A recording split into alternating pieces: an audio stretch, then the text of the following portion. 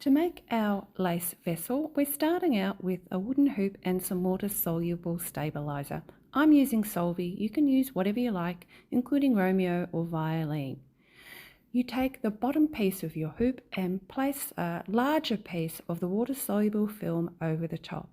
Then just start laying down lace. I like to start on the outside and do the middle piece last. You can see where there's a nice edge on the lace. I'm overlapping that over the hoop, and that's so that I'll have that sort of really nice edged finish on my vessel. Now I haven't ironed any of my lace, and I'm using vintage bits of lace and the odd bit of newer lace. I haven't cut any up in any particular shape, they're just scraps that I have, and I am overlapping each piece. And it's those overlapping edges that we will later sew down. I don't want lots of hard edges, and that's another reason I like to overlap everything. So just place them in a pleasing way over the top of your hoop, and we will then, when this is finished, pin it to the stabilizer and then put the inner piece of our hoop over this. You could add another layer of water-soluble stabilizer, but I'm not going to this time around. So as you can see, I'm just laying those bits and pieces of lace down.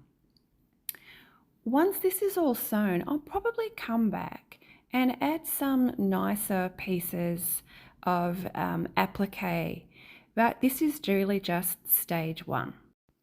So let's get that inner piece of the hoop on it now, and more than likely I'll need to pin it down just a little bit more as well. It doesn't need to be really tight, but the point of the hoop is to stabilize the whole piece so that when you're sewing, everything holds together and doesn't move around.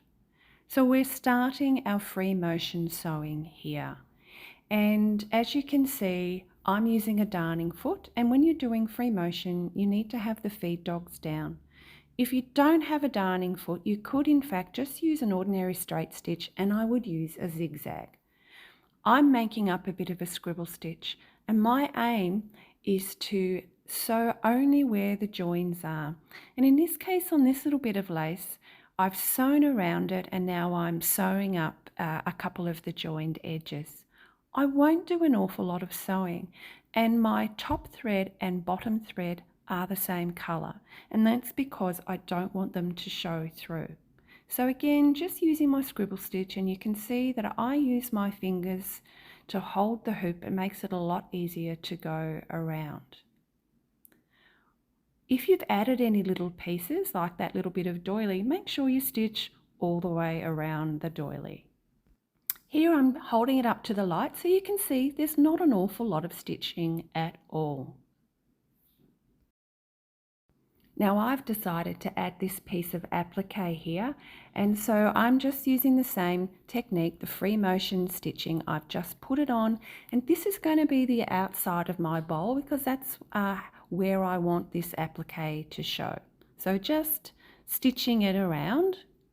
And now I've taken it out of the hoop and I'm cutting off the excess stabilizer. Keep that because we're going to use that later.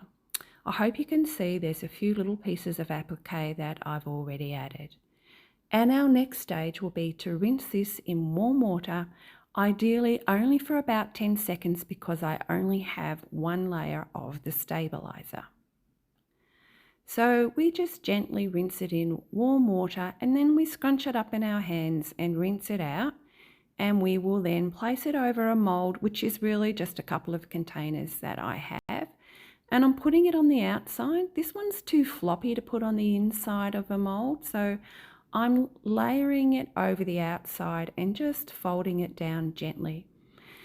It'll probably need 24 hours to dry because it's cool here, and you can dry it in direct sunlight or just in a warm place. And here is stage one. I've taken it off the mold, it's dry. I've put a couple of pins in because I'm going to do a little bit of hand stitching. And in doing hand stitching, I'm going to add some crystal beads. Not all of these, but we'll hand stitch them in one bead at a time using an invisible thread.